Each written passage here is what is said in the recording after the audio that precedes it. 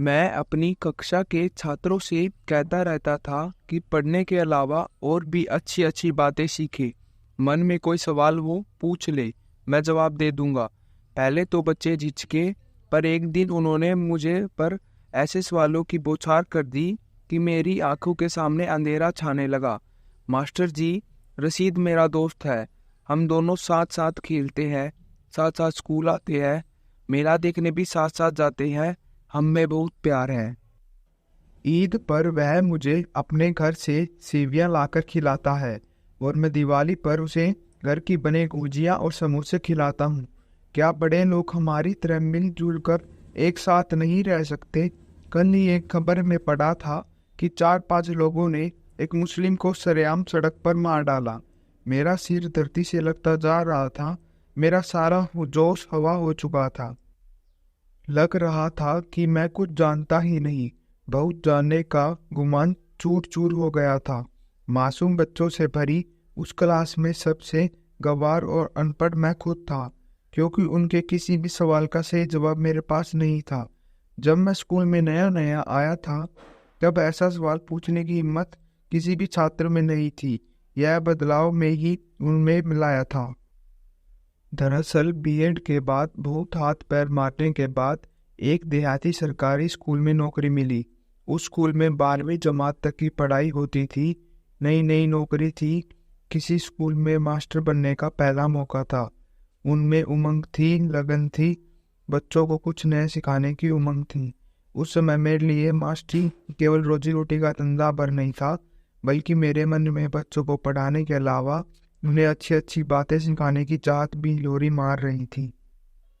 बच्चों को स्कूली किताब पढ़ाने के अलावा कुछ जरूरी जानकारियां देना भी मैं अपना फर्ज समझता था। 15 अगस्त का दिन था। स्कूल में तिरंगा झंडा फहराने के बाद छुट्टी हो गई। अगले दिन मैं छठी कक्षा के लड़कों को पढ़ा रहा था। अचानक मैं उनसे पूछ बैठा, 15 अगस्त को तिरंगा झंडा क्यों फहराते हैं? ज्यादातर बच्चे चुप रह गए। 2-4 बच्चों ने जवाब दिए भी तो आधे अधूरे। हमारे देश की राजधानी कहाँ है? मेरे इस सवाल पर भी कोई खास हरकत नहीं हुई। मुझे अचरज के साथ अफसोस भी हुआ। छठी में पढ़ने वाले लड़कों को ये बातें तो जरूर मालूम होनी चाहिए, लेकिन कोई भी मास्टर इस बात पर ध्यान नहीं देता था। कोई बच्चा पढ़े या ना पढ़े, किसी को कोई मतलब नहीं था। पूरी कक्षा में कछुए बच्चों के पास ही किताबें रहती थी। बाकी बच्चे ताक झाँक कर या मास्टरों के पास अपने घरों से दूध, घी, गुड़ या दूसरी चीजें पहुंचाकर काम चला लिया करते थे। मास्टर जी उन चीजों की वजन परख कर उसके मुताबिक इम्तिहान में नंबर दे देते थे। यह तो कभी कभार ही होता था कि कक्षा में मास्टर और बच्चे दोनों मौजूद रहे। जब बच्चे आते तो मास्टर नहीं, और जब मास्टर आते तो बच्चे नहीं। हाँ, स्कूल के रजिस्टरों से अलबत्ता यह कमी दूर कर दी जाती। स्कूल में पढ़ाई की यह हालत देखकर मेरा दिल जख्मी हो उठा। जो बच्चे अपने देश की राजधानी तक ना बता पाए, वो आगे चलकर क्या करेंगे? यह सोचकर मैं बहुत चिंतित हो उठा। स्कूल में ही एक छोटा सा पुस्तकालय भी था, जिसमें कुछ छोटी मोटी किताबों के अलावा 2-3 दिन की बासी अखबार भी रहते थे। मैंने अपने बच्चों को उन अखबारों में छपी छोटी मोटी खबरें व कहानियां पढ़ाने के लिए कहा। मैंने उन्हें यह भी कहा कि अगर कोई बात समझ में ना आए तो तुम लोग मुझसे उसका मतलब पूछ सकते हो। हालांकि सबके घरों में टेलीविजन नहीं थे, पर ज़्यादातर बच्चे कहीं ना कहीं जाकर टेलीविज़न के कार्यक्रम जरूर देखते थे। मैं उनसे रेडियो, टेलीविज़न पर खबरें सुनते रहने के लिए कहा। कुछ के बड़े भाइयों के पास मोबाइल फ़ोन थे। दिन में वे रील्स देखते थे या व्हाट्सएप पर कुछ पढ़ते थे। कई दिनों तक बच्चों को खबरें पढ़े सुनने की सलाह देते रहने के बाद मैंने बच्चों को रुंझन में होने वाले बदलाव का पता लगाने के लिए पूछा, तुम में से कितने बच्चे अखबार की खबरें पढ़ते हैं या टेलीविजन पर न्यूज़ देखते हैं? हाथ उठाओ। मेरे पूछने पर जब उठने वाले हाथों की तादाद बढ़ने लगी तो मुझे बड़ी खुशी हुई।